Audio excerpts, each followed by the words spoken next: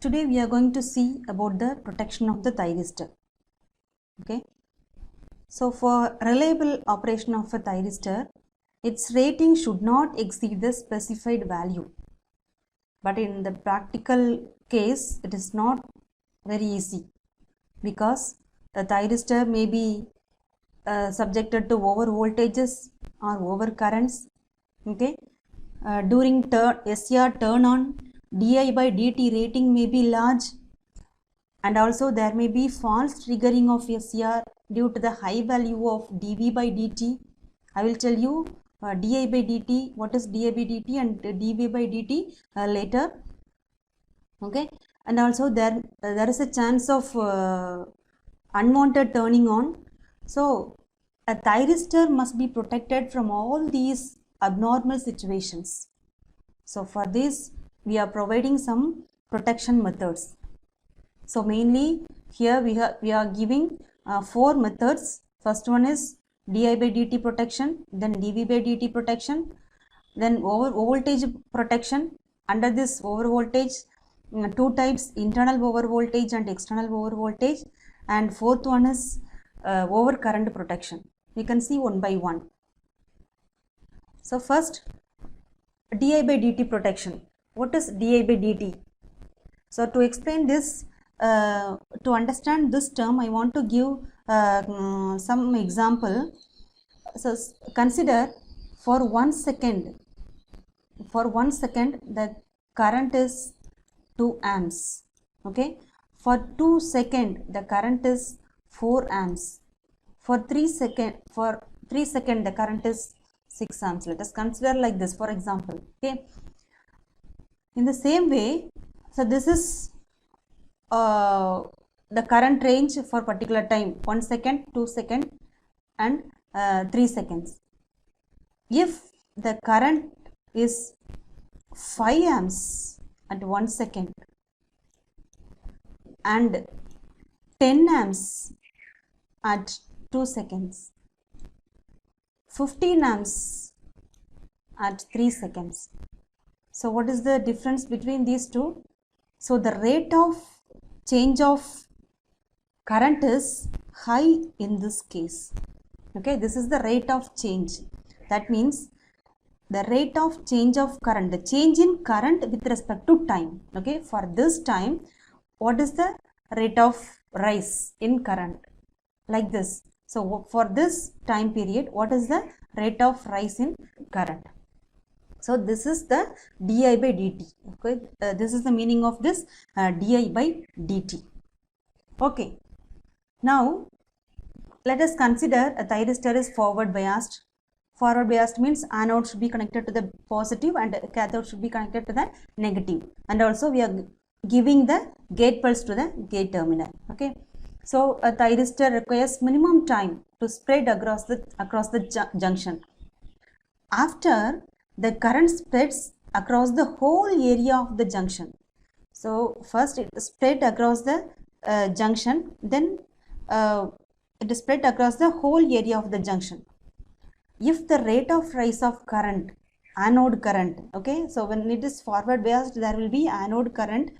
If the rate of rise of anode current, that is di by dt, is large, there will be local hotspots.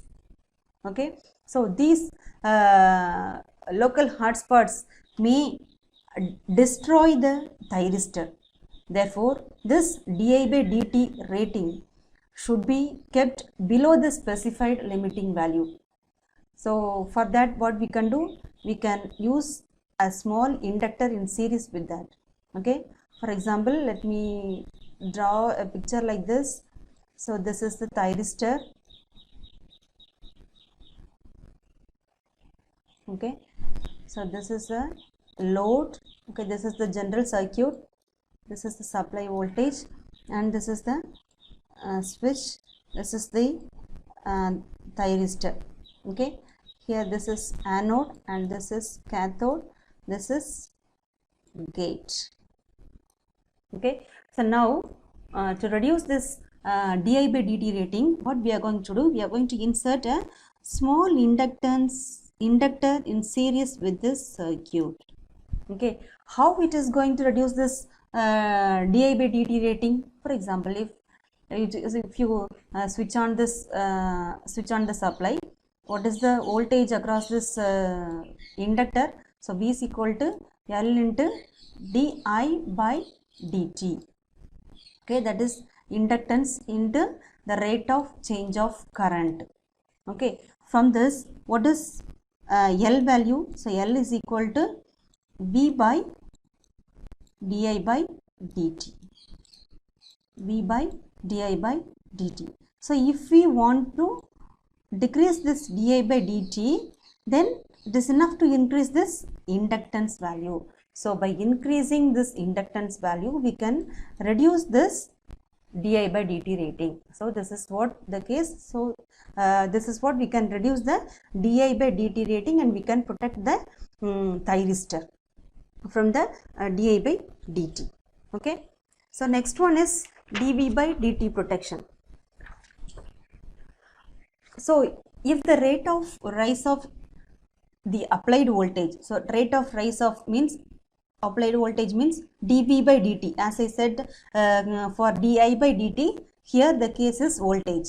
Okay, rate of change of voltage, okay, with respect to time, the change in voltage with respect to time, that is dv by dt. Okay, if it is high, the device, that is the thyristor, may get turned on. Okay, this is one of the triggering turn on methods. Already we have seen this dy by dt turn on method. Okay, but it may lead to false operation of the thyristor circuit. Okay, so for controllable operation of this SCR, the rate of rise of forward anode to cathode voltage, that is dv by dt, must be kept below the specified limit. Okay, since it leads to false operation, this dv by dt rating should be kept below value. So how can we do this? This can be done by using a snubber circuit in parallel with the SCR.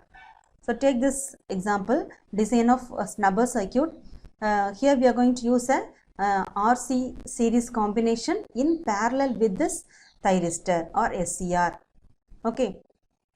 So now when if the dv by dt voltage comes, what will happen? It will not go directly to this SCR. Instead, the dv by dt, that is the surge, the rate of the high voltage with respect to time, dv by dt. Okay, it is bypassed by this capacitor. Okay, that voltage is bypassed by this capacitor. Okay, this capacitor is for bypassing the dv by dt. Then what is the purpose of this series resistance? Okay, so you may ask this question. Okay, what is the answer for it? So though this capacitor is charged, when this SCR is on, then this capacitor starts discharging. Okay, this capacitor starts discharging. So it will discharge like this. Okay, as indicates here. Okay, as it is indicated here, it discharges like this. So when it discharges, there will be a discharging current. Okay, this thyristor should be protected from this discharging current. For that, we are using this series resistance. So by providing this series resistance, we are going to protect this thyristor from discharging current. Okay. So like this, by using a snubber circuit, that is RC series combination in parallel with the thyristor, we are going to protect the thyristor from the dv by dt rating. dv by dt. So this is a type of dv by dt protection. So next one is over voltage protection. So this over voltage also may cause failure of SCR. So it also should be avoided. So here in this over voltage protection, there are two types: internal over voltage and external over voltage. In internal over voltage, so already we have seen high value of dv by dt and di by dt. Okay, already we have seen.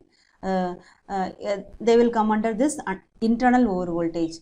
Then next one is external over voltage. Okay, for example, consider a converter which is fed from a transformer. Okay, so during turn on and turn off of the transformer, there may be large transient. Okay, so there may occur the transient. So how it can be protected from this transient? So the SCR can be protected from this transient by using RC circuits, non-linear resistor, otherwise it also called as voltage clamping device. Okay, these are the methods to protect the SCR from the external over voltage. The last one is over current protection. So the SCR should be protected from the over current also, because due to the operation of the SCR for longer duration, there may be overcurrent, which causes the junction temperature of the thyristor to rise above the rated value. Okay, and hence the permanent damage occurs in the device. Okay, so the SCR can be protected from this overcurrent by using circuit breakers or fast acting fuses. There is also another method called electronic crowbar protection. Okay, to protect the thyristor from this overcurrent, we can use a crowbar circuit. So take this picture. So this is your power converter which is connected to the load. We have to protect this converter. Okay, so for that we are going to connect a thyristor or SCR called crowbar thyristor. Okay, there is also a current sensing resistor, not register, this is resistor, current sensing resistor. Okay, so what is the function of it? It will sense the current of this power converter. Okay, if the current of the power converter exceeds the preset value, then what will happen? It will turn on this trigger circuit. Okay, if the current of the power converter exceeds the preset value, okay, if it exceeds the preset value, it will turn on this gate trigger circuit. Then what will happen? So this gate trigger circuit will produce gate signal and it will be applied to this thyristor. Okay, so if the gate signal is applied, the thyristor get turned on. Okay, and the overcurrent is bypassed through this SCR. Okay, so the power converter is protected from this overcurrent. Okay, so after some time the main fuse interrupts the fault current. Okay, so this is about the overcurrent protection. So we have seen the 4 types of protection of the SCR or thyristor. Now we can see some another protections like heat protection and gate protection. So heat protection. So the device may come across the heat due to the longer duration of operation. Okay, due to the operation of the longer duration. So to protect the SCR from the heat, from the local spots and temperature rise, so SCR should be mounted with heat sinks. So by using heat sinks, we can protect the device from this heat. Next one is gate protection. So the gate circuit should also be protected from over voltages and over currents. So over voltage across the gate circuit can cause a false triggering of the SCR. In the same way, over current may rise junction temperature and may lead to the damage of the thyristor. Okay, so the protection should be provided against over voltages and over currents. Okay, so this Zener diode is connected across this thyristor for over voltage protection. This resistor, okay, R2 is connected in series with the thyristor gate cathode terminal for the over current protection. Okay, so again so turning on or turning off of an SCR may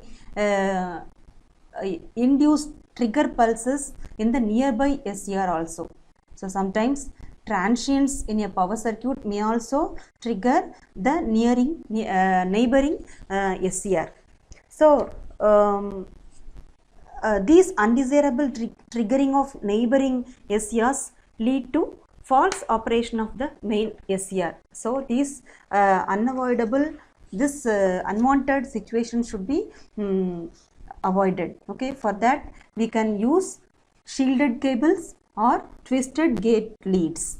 Okay, because a varying flux caused by nearby transients cannot pass through this twisted gate leads or shielded cables, and also no EMF will be induced in these cables.